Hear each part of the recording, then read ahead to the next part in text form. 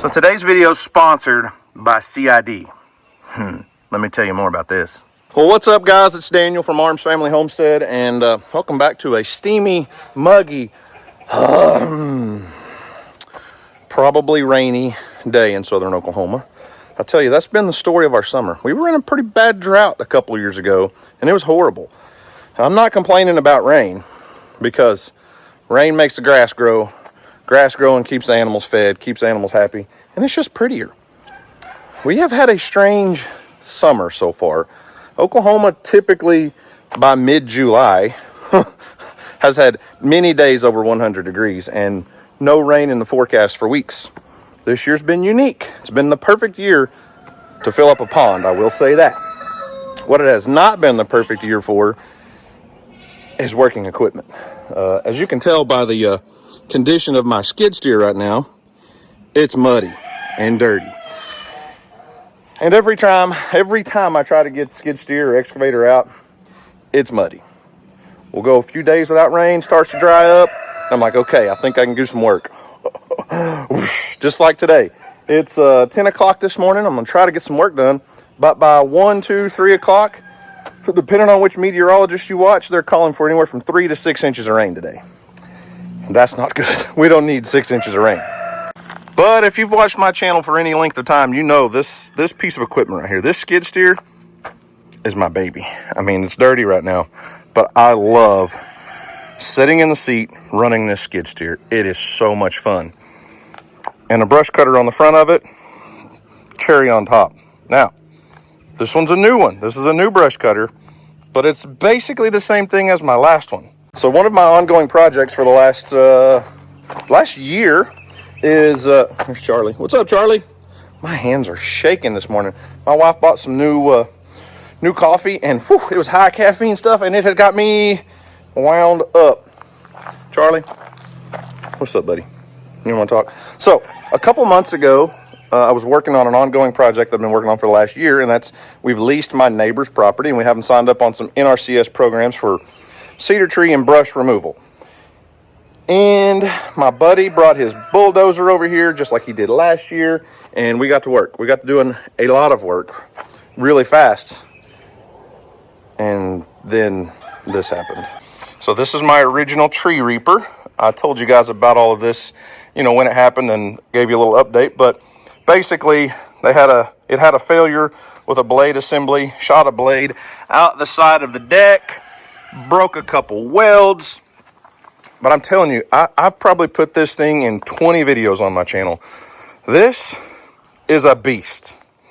So what you see here is basically the new and improved version of the tree reaper. Built by CID, proudly built in the United States of America. More on details and all that stuff later. But they've changed their blade assembly. It's a little bit more beefy system. The framing is done a little bit different. You can see they've welded gussets in here. So this one shouldn't have the same issues. Not that the other one was a bad design. It worked great. I've used that thing endlessly. But this one, the new Freedom series, that's why this one's red. I'll talk more about that later. I'm gonna go put it to work because it's been here for almost 2 months and I haven't got to use it.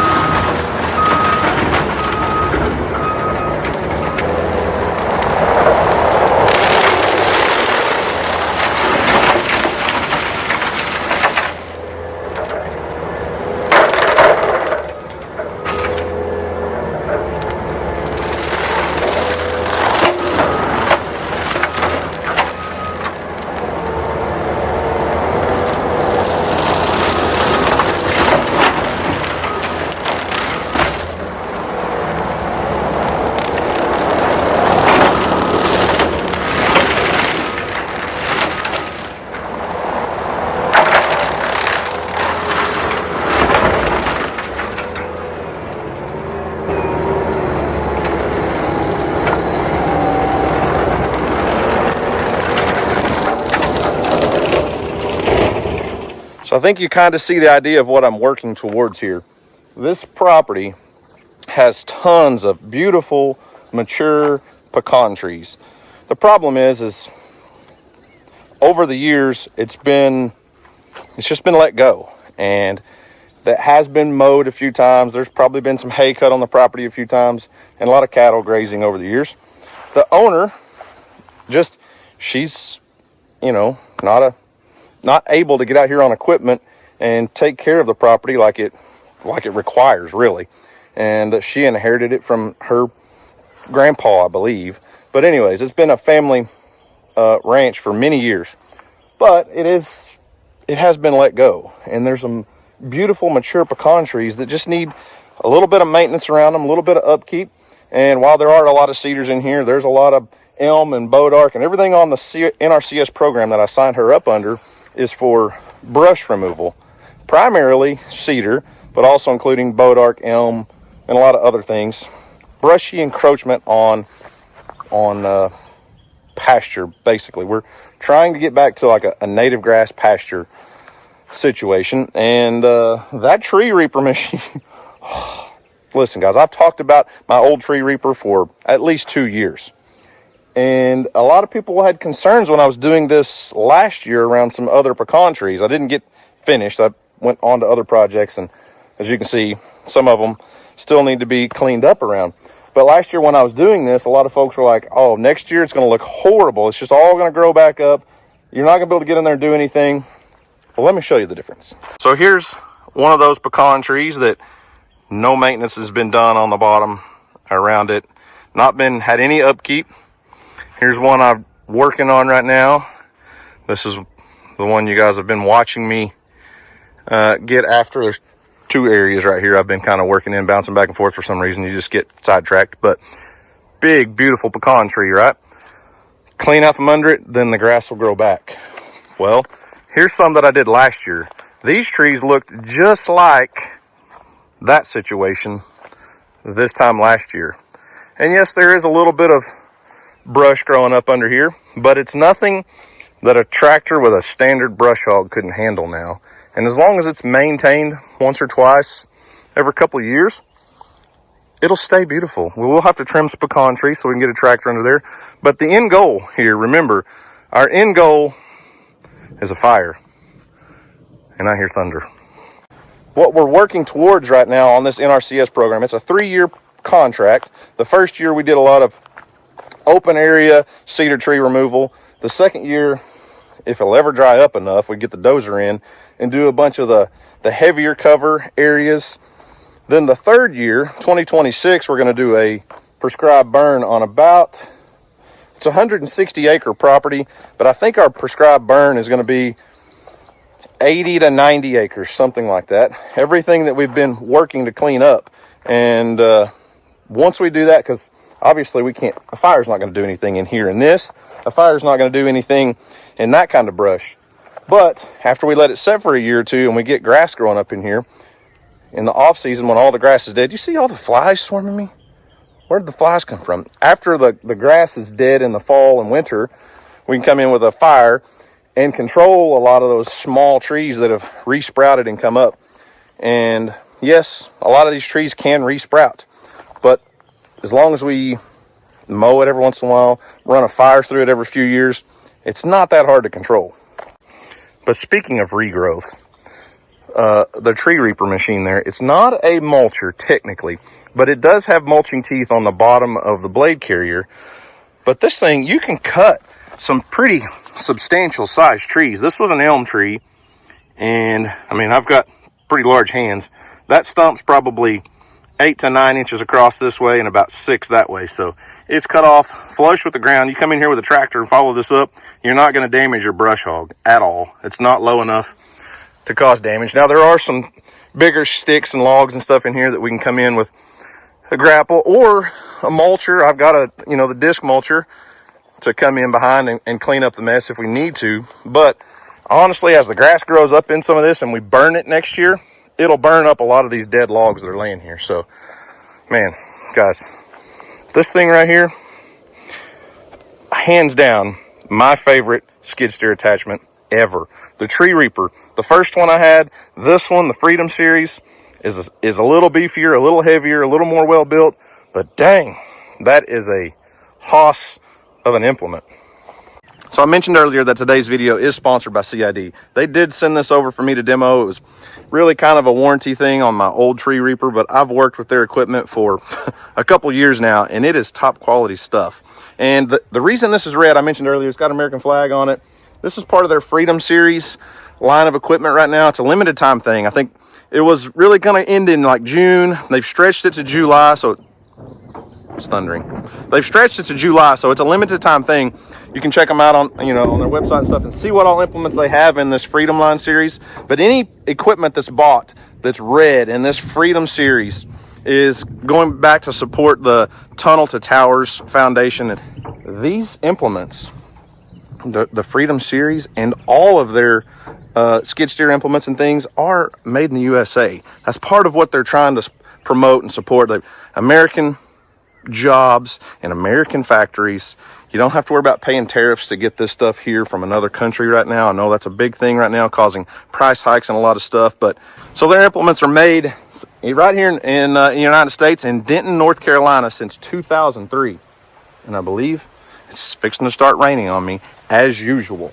But go check them out. I'll put their telephone number on the screen. You can check out all of their equipment on skidsteersolutions.com. They've got a lot of great stuff, guys. I've used CID equipment, like I said, for a couple years now. It was labeled under, Ironcraft, but built in the CID factory, sold as a different line. But same equipment, same factory, right here in the U.S. Freedom Series stuff, supports a good cause, and I think the red looks cool. I guess I'm kind of glad I have a cab and some GoPro cameras because it's raining, folks. It got here about 2 hours earlier than what the meteorologist said it was going to do. So I'm going to go unalive some cedar trees and unalive some elm trees and do a little work in the rain, I guess.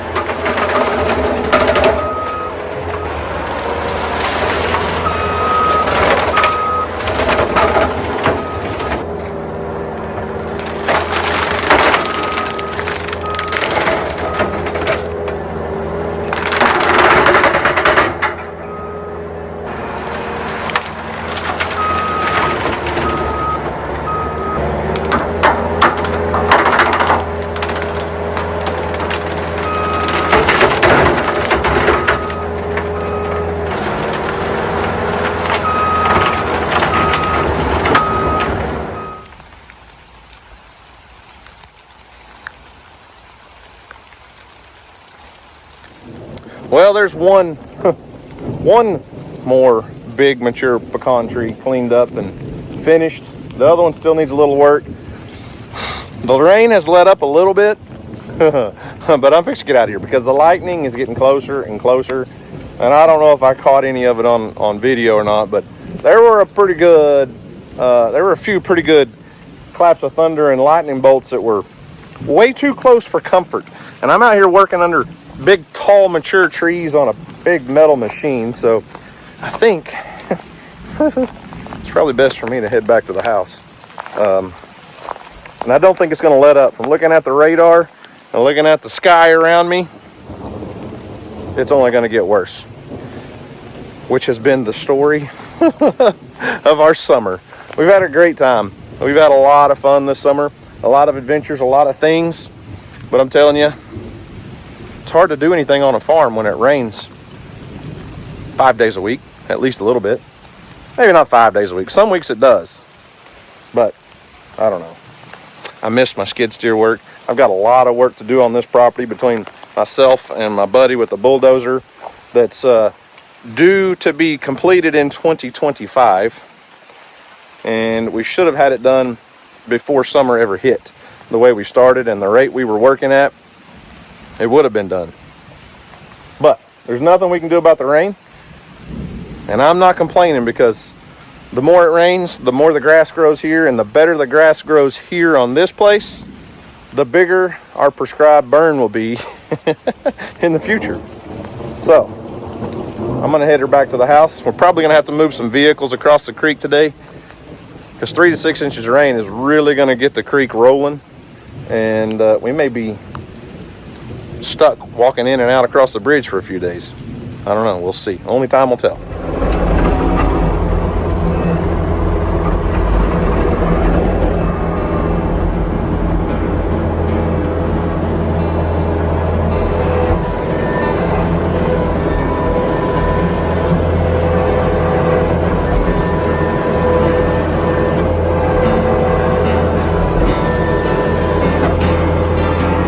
All clean, good to go.